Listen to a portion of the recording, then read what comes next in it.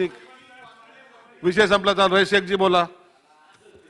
अध्यक्ष महोदय, मैं यूडी पे बोल रहा हूं और अध्यक्ष महोदय, भिवंडी शहर में सबसे बड़ा यूडी का जो प्रकल्प है वो मेट्रो 5 है. मैं सदस्य बनने के बाद इसका कंप्लीट पाठ पुरावा कर रहा हूं. सन्माननीय मुख्यमंत्री जी ने इस सभागृह में कहा था कि मेट्रो 5 का टेंडर 4 महीने में होगा. सन्माननीय मुख्यमंत्री का कार्यकाल अभी 8 महीने का हो गया, लेकिन आज भी ये फाइल जो है प्लानिंग और फाइनेंस के पास है.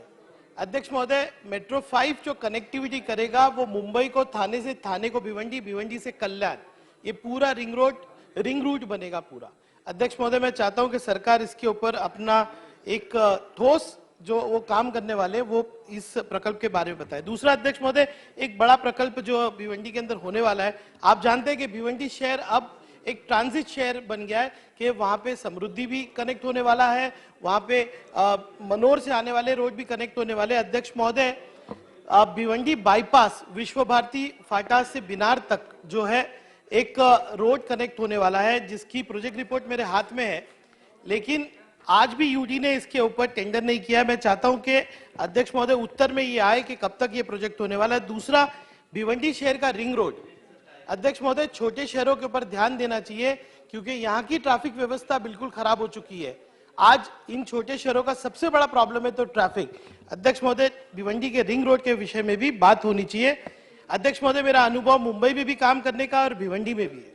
सारा ध्यान जो है मुंबई के ऊपर रखा जाता है, लेकिन भिवंडी जैसे शहर जो डी क्लास कॉर्पोरेशन है उनके ऊपर यूडी सिर्फ रेगुलेटरी बॉडी की तरह काम करती है. मैं चाहता हूं कि महाराष्ट्र के अंदर जो जितने भी 27 महानगर पालिका है उनकी रैंकिंग सिस्टम हो.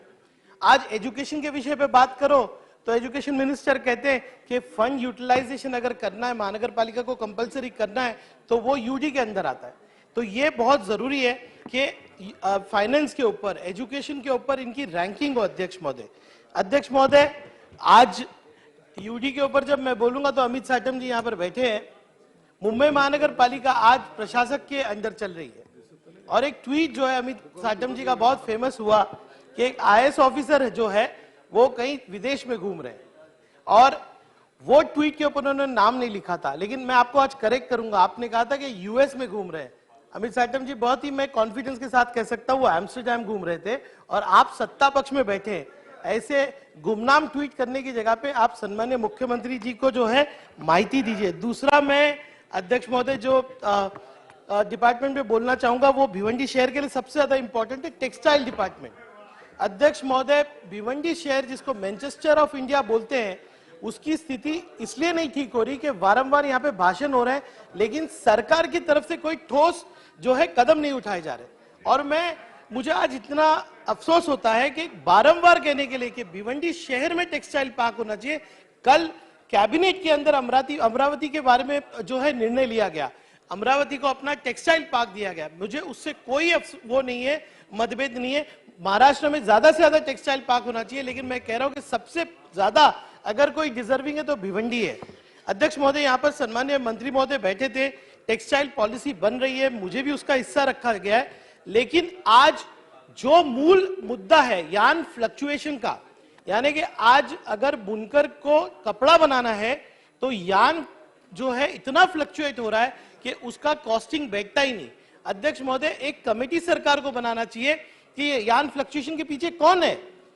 आपने कोऑपरेटिव्स बना दिए एग्रीकल्चर के अंदर, आपने कोऑपरेटिव्स बना दिए कॉटन सेक्टर के अंदर, लेकिन यार्न के लिए कोऑपरेटिव्स बन नहीं रहे. अध्यक्ष महोदय, दूसरा पावर टैरिफ की बात हुई. मैंने यहाँ पे विस्तारित एक स्कीम, अमृत स्कीम जो है भिवंडी शहर के लिए रखी है. अगर ये विषय भिवंडी का हल होता है तो टेक्सटाइल के उद्योग में बहुत बड़ा जो है फायदा हो सकता है. अध्यक्ष महोदय, बात होती है कि भिवंडी के अंदर बहुत अच्छा टैलेंट है, पूल है. आज हमारे यहाँ पे अगर आप आके देखेंगे, एक मुकादम जो काम करता है ना मशीन के ऊपर, वो मैकेनिक और एक्सपर्ट इंजीनियर से ज्यादा एक्सपर्ट होता है. लेकिन अध्यक्ष महोदय, ट्रेनिंग और आप टेस्टिंग के नाम पे बोलेंगे तो भिवंडी शहर पूरे परिसर के अंदर कोई फैसिलिटी नहीं. मैं सस्मिरा की फैसिलिटी देखने गया अध्यक्ष महोदय, जो सरकार के मार्फत चलाई जाती है, वो ट्रेनिंग इंस्टीट्यूट के अंदर एक टीचर ने अध्यक्ष महोदय खंडर पड़ा हुआ है. वो आज कपड़े के बारे में टेस्टिंग करनी है अगर आपको कोई स्पेशल तरीके का, तो वो वहां पे जो बिजनेसमैन है उसको मुंबई तक आना पड़ता है. टेस्टिंग और ट्रेनिंग, ये दोनों विषय के ऊपर ध्यान देना चाहिए अध्यक्ष महोदय। अध्यक्ष महोदय, सन्मान सदस्य जागेवर बसा, थोडं जागेवर बसा. अध्यक्ष महोदय, आप बात कर रहे हैं कि आपको टेक्सटाइल के अंदर मॉडर्नाइजेशन लाना है, लेकिन जब मॉडर्नाइजेशन लाना है तो आपको कैपिटल के लिए सब्सिडी देना पड़ेगा। भिवंडी शहर में आप आएंगे, पूरे परिसर में देखेंगे तो आपको ज्यादातर छोटे लूम दिखेंगे। आपको अपग्रेडेशन अगर करना है तो इस इंडस्ट्री में आपको जो है सब्सिडी देना पड़ेगा। अध्यक्ष महोदय, अध्यक्ष महोदय, मुझे वादा किया मिनिस्टर साहब ने कि वो भिवंडी शहर आएंगे और भिवंडी के जितने भी मसाइले टेक्सटाइल से रिलेटेड उस पर वो ध्यान देंगे। दूसरा अध्यक्ष महोदय, एक इंपॉर्टेंट बात मैं कहना चाह रहा था कि यूडी के ऊपर ही कि मुंबई के अंदर देवनार स्लॉटर हाउस है और जो है जितनी भी एमएमआर रीजन है वहां पर भी स्लॉटर हाउस है। आप देखेंगे ज्यादातर जितनी कॉरपोरेशन है वहां पे कत्ल खाने बंद पड़े हुए हैं। एक बहुत बड़ा विषय हम लोग कोविड अब भी फेस कर चुके हैं। आज वर्ल्ड हेल्थ ऑर्गेनाइजेशन कहता है कि सबसे बड़ा पैंडेमिक फिर आएगा तो वो चिकन स्लॉटर की वजह से और चिकन की ग्रेजिंग के अंदर आएगा। अध्यक्ष महोदय, अगर 7 कॉरपोरेशन के पास अपना स्लॉटर हाउस नहीं है तो इलीगल स्लॉटरिंग कितनी हो रही है। और मुंबई के अंदर जो टेंडर 2014 से हमने बनाया था, ये सरकार आते ही धर्म के नाम पे वो टेंडर को रद्द किया हुआ है।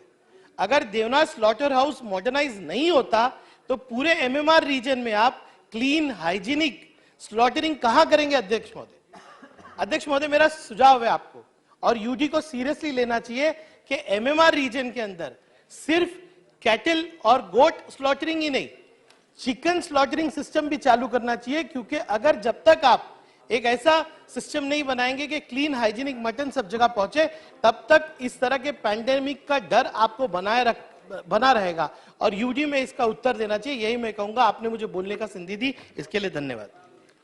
शेखर निकम.